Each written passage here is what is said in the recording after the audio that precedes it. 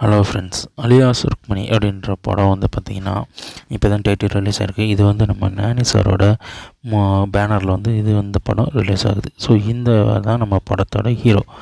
நல்லா தூங்கி சோஞ்சு அப்படியே முழிச்சு விட்றாரு. ஸோ கண்ணாடி நல்லா தொடச்சிட்டு அவர் வந்து சொல்ல ஆரம்பிக்கிறாரு. இந்த கதை வந்து பார்த்திங்கன்னா 3 டைரெக்ஷனில் வருது. அதாவது ஒரு ஃபஸ்ட் நைட்டு கொண்டாடுற தம்பதிகள் ஹீரோ வந்து பார்த்திங்கன்னா கிஸ் அடிக்கும்போது தடுக்கிறாரு அந்த பொண்ணு. ஸோ இது பேஸ் பண்ண ஒரு கதை. அதாவது லவ் இருக்குது ஆனால் இல்லை. ஸோ இதுதான் ஃபஸ்ட்டு ஸ்டோரி.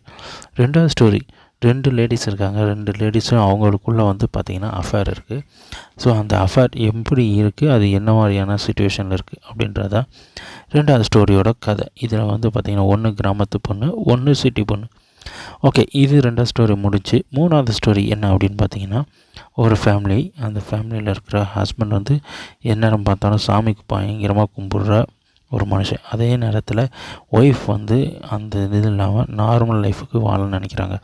ஸோ அவங்க 2 பேர்த்தையும் பேஸ் பண்ண கதை தான் வந்து பார்த்திங்கன்னா மூணாவது ஸ்டோரி. இந்த 3 ஸ்டோரியும் வச்சு தான் நம்ம டைரக்டர் இந்த படத்தை தயாரிக்கிறாரு. அது மட்டும் இல்லாமல் இந்த கதை பேஸ் பண்ணது 3 பேர்த்தையும் உள்ளே வச்சு தான்.